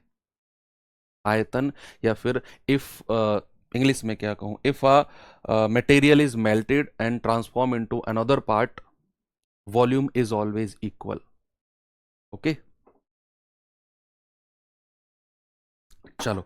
तो यहां से उसने बोला है कि क्रम से 8 सेंटीमीटर, 1 सेंटीमीटर, 6 सेंटीमीटर भुजा वाले 3 ठोस घन है, तीनों को पिघलाया गया और एक नया घन बनाया गया। तो नए घन की सबसे लंबा विकर्ण क्या होगा? आप खुद मुझे बताओ।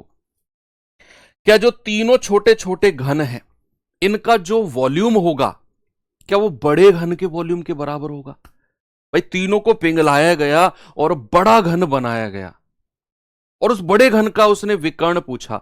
तो क्या विकर्ण से पहले मैं अगर आपसे पूछूं, जो छोटे छोटे क्यूब हैं, इनको पिघलाया गया है, आप थोड़ा सा फील करो, पिघलाकर जब मैं नए बड़े घन में बदलूंगा तो इनका जो आयतन का योग होगा, क्या वो बड़े घन के आयतन के बराबर होगा? यस। तो सबसे पहले हम क्या कहेंगे, इनकी जो साइड हमको दी हुई है ना, वो कितनी दी हुई है? 8, 1 और 6।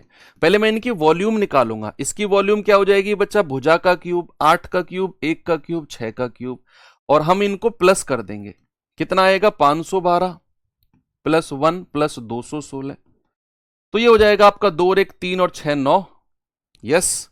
1 और 1 2, 5 और 2 7। अब 729 जो आया है ये बड़े घन की आयतन के बराबर है। अब अगर मैं बात करता हूं लार्जेस्ट क्यूब, लार्जेस्ट क्यूब का जो साइड होगी वो भुजा का क्यूब होगी, उसके बराबर क्या होगा? 729। तो यहां से उसकी भुजा कितनी आ जाएगी? अंडर रूट ऑफ 729, घन मूल ऑफ, सॉरी, और ये आएगी बच्चे 9। तो कितना आ गया? 9। और इसका उसने विकर्ण यानी कि डायगनल पूछा है। डायगनल कितना होगा बच्चे? इसका डायगनल हो जाएगा आपका √3a, यानी कि 9√3। Option number C. ठीक है, वेरी गुड। आगे चलते हैं। ये सवाल देखिए, लास्ट क्वेश्चन है, फिर हम घनाभ की तरफ चलते हैं। फिर घनाभ वाला क्वेश्चन 8-10 क्वेश्चन उसके कॉन्सेप्ट पढ़ के करते हैं आज। कल हम अपना सिलेंडर, शंकु यानी कि कोन, और अपना स्फेयर यानी कि गोला वाले पार्ट को कंप्लीट कर रहे होंगे।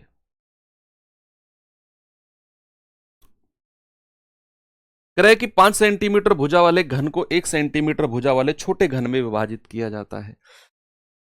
अच्छा, छोटे घन तथा बड़े घन के पृष्ठ क्षेत्रफल का रेशियो। अरे ये क्या है?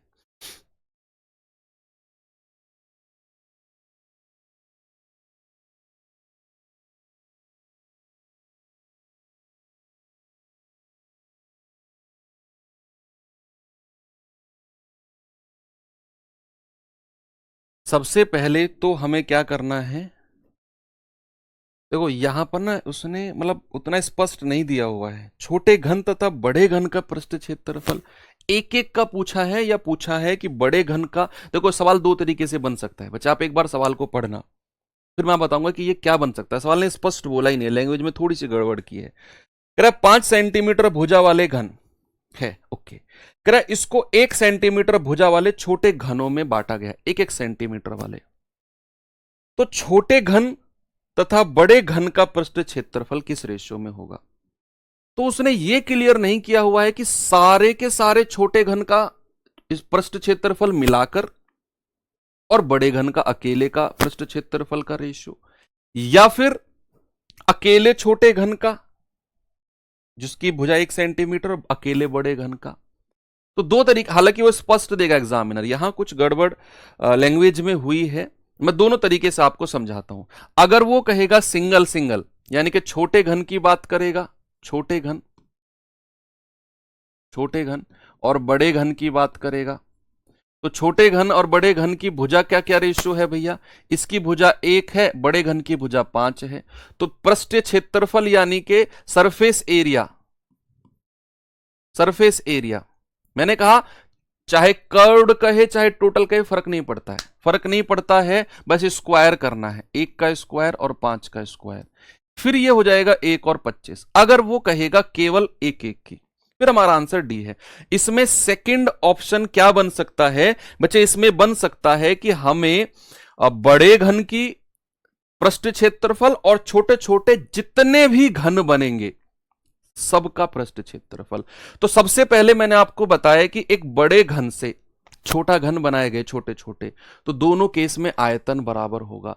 तो सबसे पहले बड़े घन का आयतन कितना है बच्चे? 5 का क्यूब, और छोटे घन का एक का आयतन कितना है, एक का क्यूब, और ऐसे n घन बनाए गए हैं। मुझे नहीं पता कितने घन बनाए गए हैं, मैंने आपसे पूछना है कि जो 5 सेंटीमीटर भुजा वाले बड़ा घन है उसमें से एक एक सेंटीमीटर वाले छोटे छोटे छुटकू छुटकू से घन बनाए गए, कितने होंगे संख्या में, नंबर में कितने होंगे। मैंने कहा चलो आयतन इसका वॉल्यूम 5 का क्यूब, छोटे घन का वॉल्यूम 1 का क्यूब, और ऐसे n नंबर्स बनाए गए होंगे घन।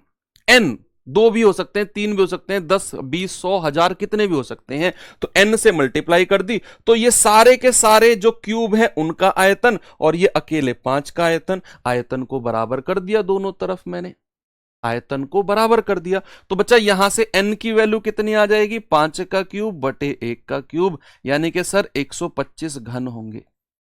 तो अगर मैं अब रेशियो बता रहा हूं सभी, देखो उसको ये सभी वर्ड यूज करना था यहां पर। अगर वो ये कहता कि सभी छोटे घन तथा बड़े घन का पृष्ठ क्षेत्रफल, अगर वो ये कहता ना कि सभी वर्ड अगर यूज कर लेता सभी, तो फिर हमें सवाल इस तरीके से करना होता कि सभी छोटे घन और बड़े घन का पृष्ठ क्षेत्रफल पूछा है। तो सभी छोटे घन का पृष्ठ क्षेत्रफल क्या होगा बच्चे, इसका पृष्ठ क्षेत्रफल होगा हमारा, कितने घन है 125, और एक घन का क्षेत्रफल कितना है 1 का स्क्वायर, और यहां बड़े घन का क्षेत्रफल कितना है 5 का आपका क्यूब, 5 का स्क्वायर, सॉरी 5 का स्क्वायर हो जाएगा। तो ये हो जाएगा 125 अनुपात 25। फिर हमारा आंसर होता 25 एकम 25, 25 पंजे 125।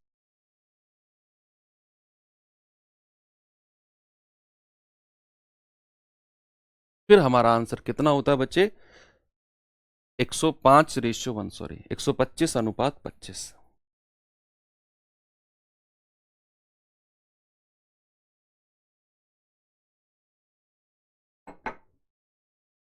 ठीक है भैया। तो सभी छोटे घन का पृष्ठ क्षेत्रफल 5 यूनिट, अकेले बड़े घन का पृष्ठ क्षेत्रफल 1 यूनिट, अगर वो सभी लिखता है यहां पर। लेकिन इस सवाल में जो हमारा आंसर है वो 125 बिल्कुल ठीक है। आगे चलते हैं,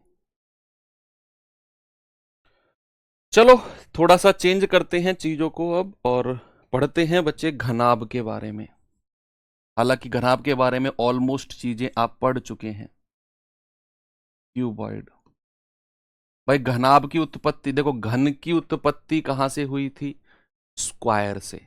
स्क्वायर की चारों भुजा बराबर, स्क्वायर के ऊपर स्क्वायर के ऊपर स्क्वायर के ऊपर स्क्वायर के ऊपर स्क्वायर रखते गए, घन बन गया। घनाभ की उत्पत्ति कहां से हुई सर, रेक्टेंगल से हुई। कहां से, रेक्टेंगल यानी कि आयत से। एक आयत ये रखा, एक आयत ये रखा, और सारे जो कॉर्नर्स हैं सबको आप जोड़ दो।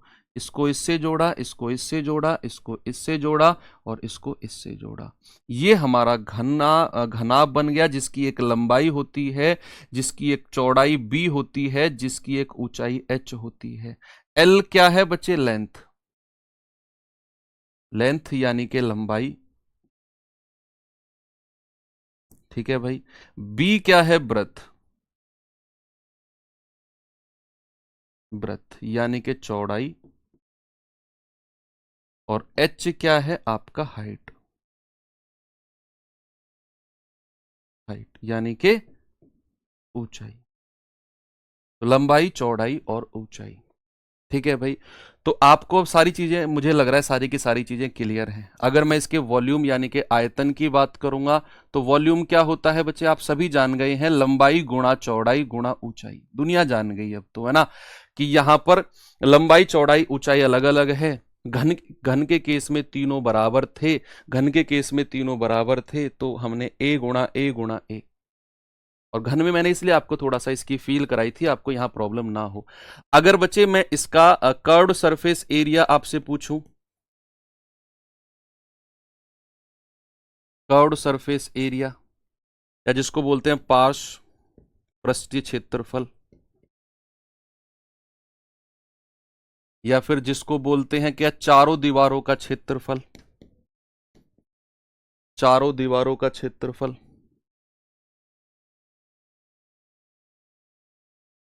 तो ये क्या होता है, ये होता है हमारा कितना बच्चे 2 और ब्रैकेट में L plus B into H. ये मैंने आपको एक्सप्लेन घन के केस में कर दिया था।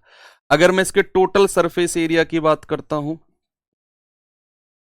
टोटल सरफेस एरिया की बच्चे अगर मैं बात करता हूं, यानी कि संपूर्ण पृष्ठीय क्षेत्रफल, आपने क्या करना है, चारों दीवारों में छत और फर्श का भी जोड़ लेना है। तो 2 और ब्रैकेट में L B plus B H plus L H. बच्चे इससे बहुत सवाल बनते हैं, इस फॉर्मूले पे स्टार लगा लेना, यहां से बहुत सवाल, डबल स्टार लगा लोगे तब भी कोई शर्म की बात नहीं है। इसको भी रखेंगे लेकिन टोटल सरफेस एरिया से बहुत सारे सवाल बनते हैं कि किसी भी घनाभ का संपूर्ण पृष्ठ क्षेत्रफल जो होगा बच्चे वो होगा 2 ब्रैकेट में L B plus B H plus L H. क्या होगा, एल बी प्लस, हिंदी में भी तो लिख रहा हूं भाई साहब, मैं कहां नहीं लिख रहा हूं हिंदी में, आप मुझे बताओ। अगर आप ये कहो सर इंग्लिश मत यूज करो केवल हिंदी में, तो फिर वो पार्शियलिटी हो जाएगी, फिर वो आपका स्वार्थ होगा, क्योंकि आपके साथ 50% बच्चे वो भी हैं जो इंग्लिश में पढ़ रहे हैं। उनका क्या करें फिर बताओ। कुछ बच्चों की शिकायत रहती सर इंग्लिश यूज मत करो हिंदी यूज करो, उनका क्या करें जो आपके भाई बहन 50% हिंदी में नहीं पढ़ सकते हैं, इंग्लिश में पढ़ते हैं, क्या करें उनका। मोर देन 50% है जबकि वो।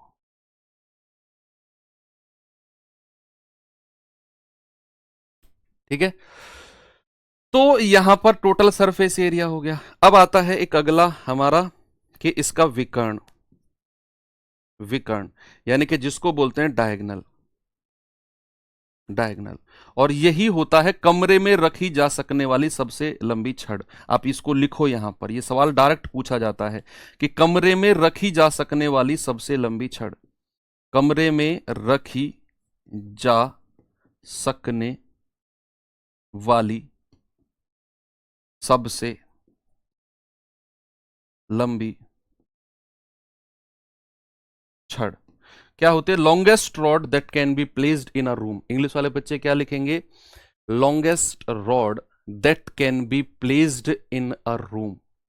तो उसको क्या कहेंगे, आप कहेंगे सर इसका विकर्ण होता है that is under root of L square plus B square plus का एच स्क्वायर। तो कोई भी अगर कमरे की भुजाएं आपको दे रखी हों और आपसे कहेगा कि इस कमरे में रखी जा सकने वाली सबसे लंबी छड़ बताओ कितनी लंबाई होगी, आपने उठा के विकर्ण निकाल देना है। ठीक है, आपने विकर्ण निकाल देना है। तो ठीक है भैया, ये विकर्ण है, ये आपका total surface area, curved surface area, और यहां पर आपका वॉल्यूम दैट इज आयतन। और तो इसमें कुछ बनता नहीं है। ठीक, आगे चलें अब सवालों की तरफ। चलिए देखते हैं बच्चे सवाल और करते हैं क्या है इसमें। सवाल में जीडी 2019 का पूछा गया सवाल है, कह रहा है घनाभ का आधार क्षेत्रफल 34 वर्ग सेंटीमीटर है, ऊंचाई है 3.5, तो आयतन क्या होगा। आधार का क्षेत्रफल दिया हुआ है बच्चे। अगर मैं कोई घनाभ यहां बनाता हूं, कोई भी मैं घनाभ बनाता हूं, मैं यहां पर कोई क्यूबॉइड बनाया मैंने, बच्चे जरा देखना आप, कोई मैंने क्यूबॉइड बनाया और इस क्यूबॉइड की ये लंबाई है, लेंथ है, ये चौड़ाई है और ये ऊंचाई है। अब भाई साहब ने क्या बोला है, भाई साहब ने बोला है कि जी आधार का क्षेत्रफल 34 है। आधार का क्षेत्रफल, ये वाला आधार फर्श की बात कर रहा है। तो अगर मैं आधार की बात करूंगा तो आधार में एक तो लंबाई होती है और एक चौड़ाई होती है, यानी कि हमें जो दिया गया है लंबाई गुणा चौड़ाई कितना दिया हुआ है बच्चे, 34 सेंटीमीटर स्क्वायर। ऊंचाई हमें अलग से दे दी है 3.5 सेंटीमीटर, और हमसे वॉल्यूम पूछा है। अरे यार इसमें है ही क्या, लंबाई गुणा चौड़ाई गुणा ऊंचाई, कितना हो जाएगा। आप कहेंगे सर 34 इंटू 3.5, तो ये पॉइंट हटेगा 0, 5 दूनी 10, 5 सत्ते 35, 2 से जाएगा 17 बार, और 17 सत्ते 119, कितना आ जाएगा भाई साहब, ये आ जाएगा 119।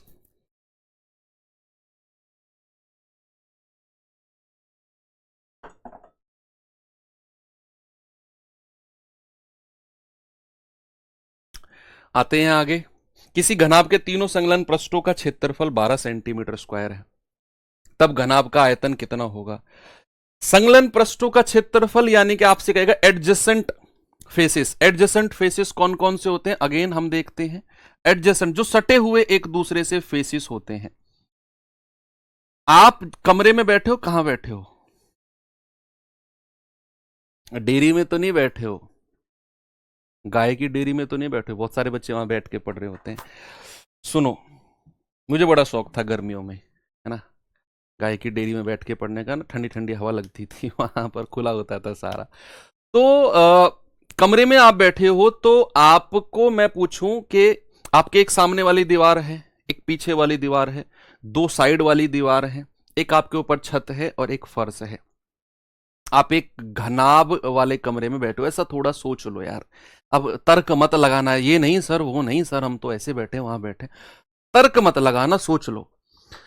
तो अगर मैं कहूं कि आपके सामने जो दीवार दिख रही है, देखो सामने, देखो अपने सामने वाली दीवार को देखिए आपने, उससे सटी हुई दीवार कौन सी है? या तो आपके सीधे हाथ वाली दीवार है, या आपके उल्टे हाथ वाली दीवार है सटी हुई, है ना। कि अगर सपोज मैंने कहा कि ये आपके सामने वाली दीवार है, ये आपके सामने वाली दीवार है जिसकी लंबाई है और ऊंचाई है। अब आपसे सटी हुई दीवार या तो ये होगी, या तो ये होगी, या फिर ये होगी। दो सटी हुई दीवार है, दो सटी हुई दीवार है। अब कह रहे हैं कि इनका जो क्षेत्रफल है ना, वो 12 सेंटीमीटर स्क्वायर है। वो कितना है? वो 12 सेंटीमीटर स्क्वायर है। अब तीन संलग्न पृष्ठों का क्षेत्रफल हमें दे दिया, यानी कि हमें दिया है L into B, L into B, तीन संलग्न पृष्ठों का क्षेत्रफल, 3 एडजेसेंट फेसेस। कितना दे रखा है हमको? 12। फिर उसने B इंटू एच दे दिया, B इंटू एच दे दिया 12। फिर उसने दे दिया L इंटू एच, कितना दे दिया भैया? L इंटू एच दे दिया 12। अब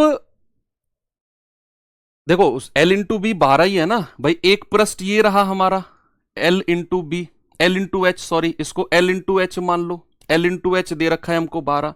फिर उसने दे रखा है B इंटू एच, ये वाला, ये B इंटू एच 12। और तीसरा है L into B, L into B यानी कि ये वाला जो हमारा फर्श है जिसके ऊपर आप बैठे हो, L इंटू बी 12। तो तीन पृष्ठों का क्षेत्रफल उसने दिया। तो पहला जो हमारा होगा, हमारे सामने वाली दीवार होगी, इसमें ऊंचाई होगी, लंबाई होगी।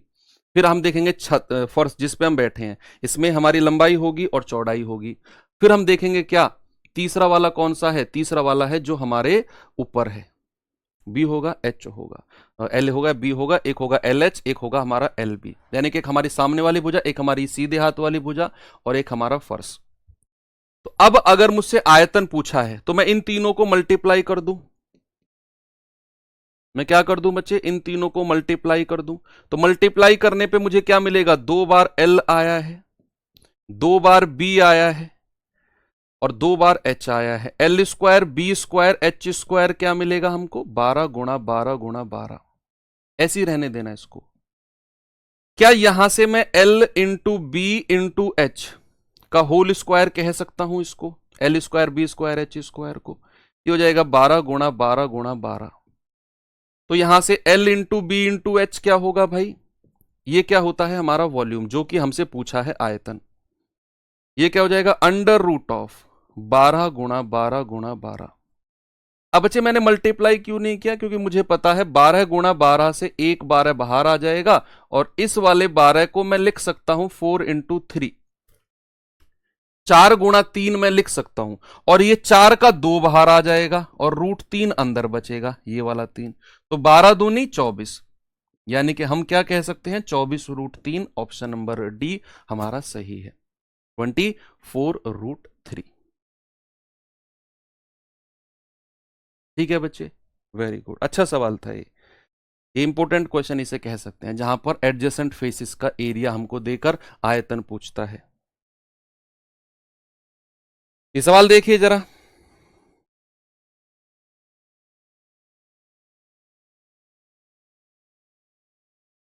सवाल है, किसी घनाभ की लंबाई तथा चौड़ाई का अनुपात दे दिया है L रेशियो बी।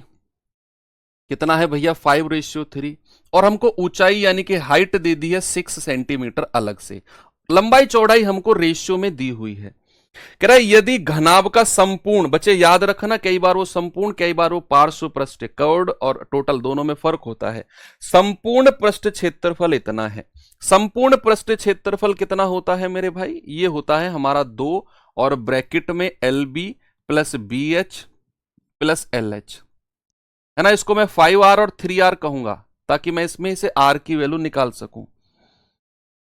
अब क्या करना है हमें कि 2 LB कितना है 5 और 3 8R प्लस BH कितना है 3R प्लस 6 प्लस LH कितना है 5R प्लस 6 बराबर कितना दे रखा है 558। ओके, 2 8 3 11 11 और 5 16R प्लस 6 और 6 12 बराबर 5 5 8। 2 से जाएगा 2 दूनी 4, 1 2 सत्ते 14, 2 नाम 18। तो यहां से 16R कितना हो जाएगा 279 माइनस 12। 9 में से 2 गए 7, ओके, 27 में से 1 गया 26, 267। तो R कितना हो जाएगा 267 अपॉन 16, 267 अपॉन 16, ये R की वैल्यू है। लंबाई पूछा है, 5R का मान पूछा है, 5R का मान, 5R हम क्या करेंगे 267 अपॉन 16 इंटू 5 हो जाएगा 5 सत्ते 35, 3 5 छंग 30 और 3 33, 3 5 दूनी 10, 3 13 बटे 16, ये सेंटीमीटर में हो जाएगा।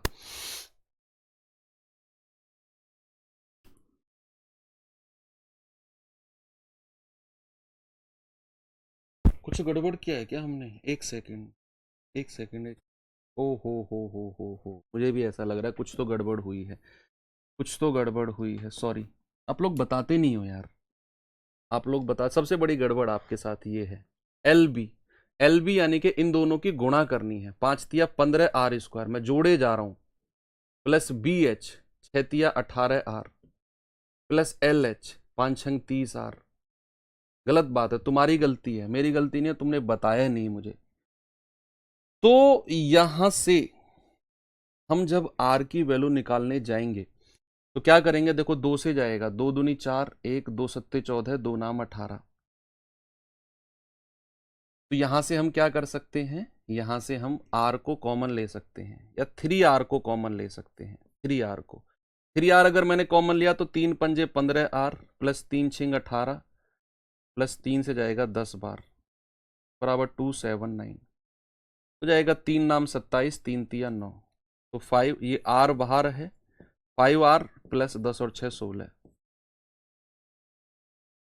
बराबर 93। अब हम क्या करेंगे भाई, यहां से R की वैल्यू को ना अज्यूम करेंगे, R की वैल्यू को हम यहां से एज्यूम करेंगे जो कि 93 के बराबर बनाए, नहीं तो हमें फिर क्वाड्रेटिक इक्वेशन पे जाना होगा। तो कितनी R की वैल्यू हो सकती है? R की वैल्यू मतलब एज्यूम करना बड़ा आसान है, क्योंकि हमें पता है कि 93 जो है वो 31 गुणा 3 होता है, 31 गुणा 3 होता है। यानी कि R की वैल्यू को अगर मैं 3 रख दूं तो 5 तिया 15 प्लस 16 कितना होता है 31 होता है, और 31 तिया 93 बन जाएगा। 93 एक ऐसी संख्या है जिसका अगर फैक्टराइजेशन मैं करूं, जिसके फैक्टर्स गुणनखंड में बनाऊं, तो यहां से 31 गुणा 3 बनता है, यानी कि ये अकेला 3 R हो जाएगा और इनको मिलकर 31 बनना चाहिए। R की वैल्यू 3 रखेंगे 31 बन जाएगा। बहुत आसान है R की वैल्यू निकालना हिट एंड ट्रायल से, नहीं तो फिर आपको द्विघाती बनाना पड़ेगा, क्वाड्रेटिक बनाना पड़ेगा। तो यहां ऐसी कंडीशन कभी भी बने ना, हिट एंड ट्रायल का यूज किया करो, जहां पर एक बाहर है और थोड़ा सा अंदर है, हिट एंड ट्रायल बड़ा आसानी से लग जाएगा। तो R की वैल्यू कितनी मिल गई हमको, R की वैल्यू मिल गई 3। अब R की वैल्यू 3 मिली है तो लंबाई कितना हो जाएगी 15 हो जाएगी। L कितना हो जाएगा बच्चे, L हो जाएगा 15 सेंटीमीटर, 15 सेंटीमीटर। लेकिन हमसे क्या पूछा है उसने, सेंटीमीटर में पूछा है क्या, डेसीमीटर में पूछा है, ऑप्शन नंबर बी। इसको हम कह सकते हैं 1.5 DM, 10 से डिवाइड कर देंगे।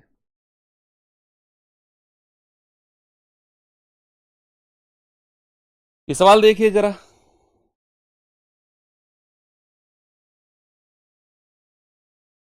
सवाल है कि किसी कमरे की चारों दीवारों का क्षेत्रफल यानी कि पार्श्व पृष्ठ क्षेत्रफल कर्व्ड सरफेस एरिया दिया हुआ है 660 मीटर स्क्वायर, लंबाई चौड़ाई का दोगुनी है, कमरे की ऊंचाई 11 है, तो भाई साहब क्या बताना है, उसके आधार का क्षेत्रफल। आधार का क्षेत्रफल यानी कि लंबाई गुणा चौड़ाई। देखो उसने बोला है 2 और ब्रैकेट में L plus B into H, ये क्या दिया हुआ है बच्चा हमको 660। और उसने फिर क्या बोला है, उसने बोला लंबाई और चौड़ाई के बारे में कुछ, क्या बोला है, लंबाई चौड़ाई का दोगुना है। चौड़ाई अगर 1 यूनिट है तो लंबाई कितना है, 2 यूनिट है। ओके, फिर उसने बोला है कि ऊंचाई 11 है, यस ये 11 कर दिया। इसको मैं 2r और इसको r कह सकता हूं, तो 2 और ब्रैकेट में L प्लस बी, 2 और 1 3r और इंटू एच दैट इज 11 बराबर 660। 11 से जाएगा 30 बार, 2 से जाएगा 15 बार, तो यहां से r कितना हो गया, r हो गया 15/3 यानी कि 5। r कितना हो गया बच्चे, 5 हो गया। आपसे कह रहा है आधार का क्षेत्रफल, पहले लंबाई बताएंगे 5 दूनी 10, चौड़ाई बताएंगे 5 एकम 5। तो लंबाई और चौड़ाई हमको पता चल गई, हमसे पूछा है आधार का क्षेत्रफल, area of base. Area of base ये क्या होता है, लंबाई गुणा चौड़ाई, यानी कि 10 गुणा 5 कितना होता है बच्चे, area of the base, area of the floor. 3 पंजे 15,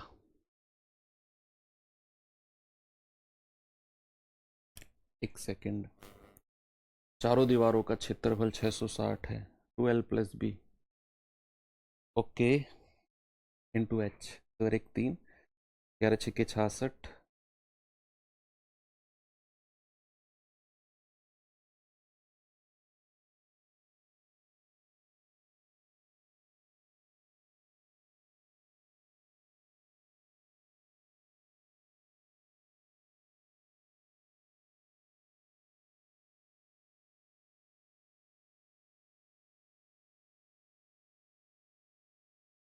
सही है बच्चा 200, ठीक है। आप क्या कह रहे हो, 60 आएगा, कहाँ आएगा 60, ठीक तो है 60 ही तो है, कहाँ 60 आएगा, कुछ खा के आए हो क्या सुबह सुबह, कुछ भी। 200 आ तो रहा है भाई, सही है ना, कहाँ गड़बड़ किया तुम लोगों ने। अच्छा तुमने इसको 30 बार काट दिया होगा, समझ गया मैं, कोई बात नहीं है, चलो आगे चलते हैं। ये सवाल देखेंगे जरा। सवाल कह रहा है किसी घनाभ की लंबाई चौड़ाई ऊंचाई का जो रेशियो है वो 1 2 3 है, कह रहा है उसके उनको 100%, 200% और 200% बढ़ाया जाए तो नया आयतन पुराने की अपेक्षा कितना गुना हो जाएगा। बताएंगे जरा जल्दी से बच्चे, इसका आंसर क्या होगा।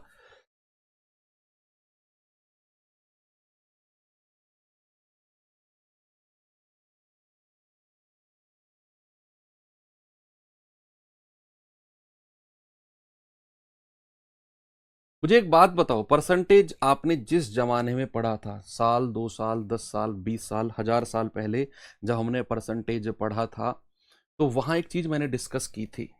अब बताना मुझे, अगर मैं किसी चीज को 10% बढ़ा दूं तो वो कितना परसेंट हो जाएगी।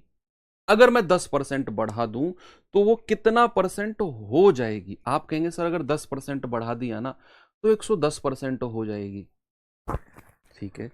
अगर मैं 50% बढ़ा दूं तो कितना परसेंट हो जाएगी, आप कहेंगे सर 150%। 100% में जोड़ते जाओ। अगर मैं किसी चीज को 100% बढ़ा दूं तो वो कितना परसेंट हो जाएगी, आप कहेंगे कि सर 200% हो जाएगी। अगर मैं किसी चीज को 200% ही बढ़ा दूं तो कितना परसेंट हो जाएगी, सर जितना परसेंट आप बढ़ा रहे हो ना, तो आप 100% में जोड़कर बता दो कि इतना परसेंट हो जाएगी। 200% बढ़ाओगे, 100 प्लस 200 300% हो जाएगी। हो गया सवाल। सवाल कर रहा है कि लंबाई चौड़ाई और ऊंचाई का रेशियो हमको दिया हुआ है 1 2 और 3। अगर मैं इसके वॉल्यूम का रेशियो आपसे पूछता हूं आयतन का, तो वॉल्यूम क्या होता है बच्चा, आप जानते हैं, सब जानते हैं, वॉल्यूम होता है लंबाई गुणा चौड़ाई गुणा ऊंचाई। हम रेशियो से ही आंसर निकालेंगे। तो ओरिजिनली रेशियो कितना होगा, सॉरी ओरिजिनली वॉल्यूम कितनी होगी, रेशियो में ही 1 गुणा 2 गुणा 3 दैट इज 6।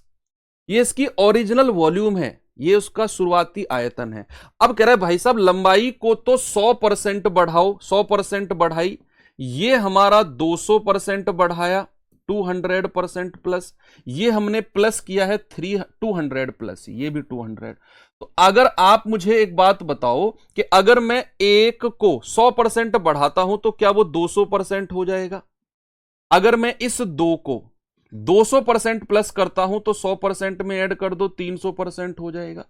अगर मैं इसको 200% ऐड करता हूं तो ये भी 300% हो जाएगा। आप इसका रेशियो ले लो, ये हो जाएगा 200% अनुपात 600% अनुपात हो जाएगा 3 तिया 900%।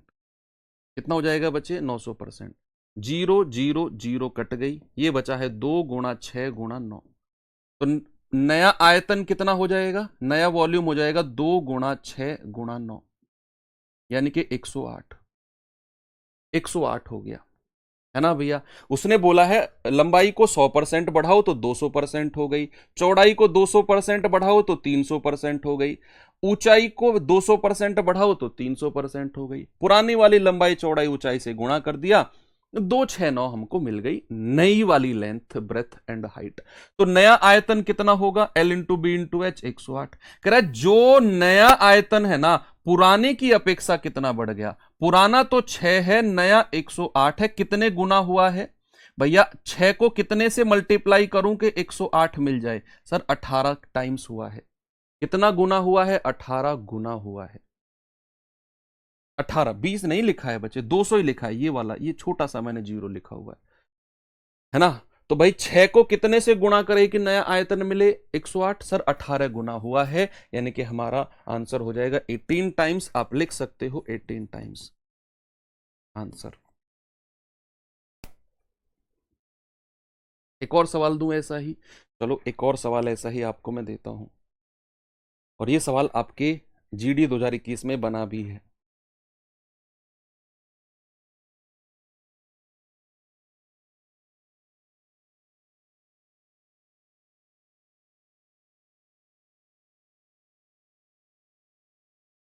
कह रहा है कि एक बॉक्स की लंबाई चौड़ाई ऊंचाई का अनुपात 4:3:2 है।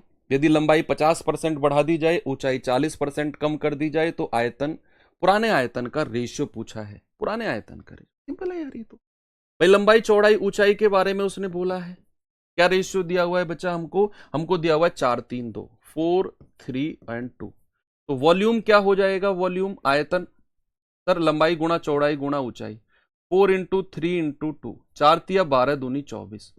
अब कह रहा है कि उसने लंबाई को 50% बढ़ाया है, यहां प्लस का 50%, चौड़ाई को उसने 40% कम किया है, माइनस का 40%। यस, तो नया आयतन कितना होगा? तो भैया ये कितना होगा? अगर मैं 4 को 50% बढ़ाता हूं तो सर 150% हो जाएगा। अगर मैं 3 को 40% कम कर रहा हूं तो 60% ही बचेगा, और 2 तो 2 ही रहेगा, क्योंकि उसने ऊंचाई के साथ कुछ नहीं किया है। तो ये हो जाएगा 4 इंटू, ये हो जाएगा 50 × 3 = 150, 50×2 = 100। ये हो जाएगा 3 इंटू 20 × 3 = 60, 20×5 = 100, और ये 2 ही रहेगा। 2×2 = 4, 3×2 = 6, अनुपात 9/5, अनुपात 2। ठीक है, अनुपात 2। अब हमें नया आयतन मिल गया। नया वॉल्यूम कितना है? 6 इंटू 9/5 इंटू 2। तो कितना होगा बच्चे? ये 6×2 = 12, निम्मा 108, 108/5। ये हमारा नया आयतन आ गया। क्या आ गया बच्चे? नया आयतन। अब कह रहा है कि नए आयतन और पुराने का रेशियो बताना है। तो नए आयतन कितना है? 108/5, और पुराना आयतन कितना है बच्चे? 24। तो यहां से 5 की गुणा उधर होगी तो 108 अनुपात 24×5 = 120। तो 12 निम्मा 108, 12 धाम 120, यानी कि 9:10 का रेशियो हमारा हो गया है ना? ये हमारा है नया और ये है पुराना। नए और पुराने का रेशियो हमसे पूछा था, हमने लिखा नए वाले का आयतन है 108/5, पुराने वाले का है 24। हाइट 2 है। हाँ तो 2 ही तो लिखी है मैंने हाइट। हाइट 40, ऊंचाई 40% कम कर दी। अरे यार, ऐसा क्यों कर रहे हैं हम लोग? ऐसा क्यों कर रहे हैं यार? तो क्लास एंड होने वाली है, ऊपर से इतना अशुभ काम क्यों हो रहा है?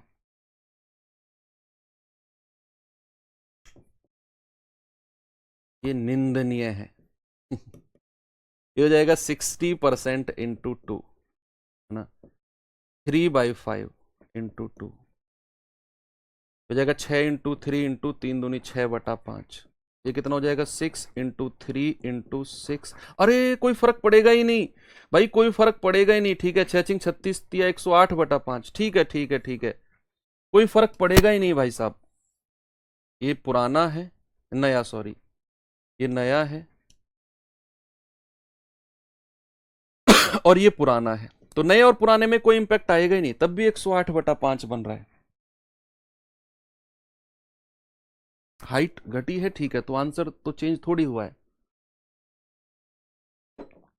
आंसर चेंज कहां हुआ है? 150% कहां से आया बच्चा? उसने लंबाई को 50% बढ़ाया है। कोई भी चीज 50% बढ़ाई गई तो 150% हो गई, है ना। अगर कोई चीज 40% कम कर दी गई तो 60% बची है, तो 60% बची है बस। ठीक है, तो यहां पर आप कहेंगे कि सर हमारा जो नया आयतन हुआ है 6×3×6/5 यानी कि 108/5, नए पुराने का रेशियो पूछा था, वही है, बिल्कुल सही है जो हमारा पुराना है। चलेंगे अगला सवाल बच्चे, सवाल को देखिए जरा। कह रहा है 16 सेंटीमीटर 12 और 10 के आयाम वाले एक बॉक्स में सबसे लंबी छड़। यस, ये सवाल अगर बन जाए, मैक्सिमम लेंथ की रॉड क्या है बताओ सर? उसका डायगोनल। क्या? उसका डायगोनल। तो डायगोनल क्या है? सबसे लंबी छड़ कमरे में रखी जा सकने वाली क्या होती है बच्चे? L² प्लस B² प्लस का H²। कितना होता है मेरे भाई? √16 का स्क्वायर प्लस 12 का स्क्वायर प्लस 10 का स्क्वायर, यानी कि √256,144 प्लस 100। जोड़ना भाई जरा, 6 और 4 10 का 0, 5 4 9 और 1 10 का 0, 2 और 1 3 और 1 4 और 1 5, √500। √500 को मैं ऐसे लिख सकता हूं 5×100। 100 एक परफेक्ट स्क्वायर है जिसका 10 बाहर आ जाएगा और 5 अंदर ही रहेगा। आंसर कितना आएगा? 10√5। कितना आएगा बच्चे? 10√5, बिल्कुल सही है। ये सवाल देखिए जरा।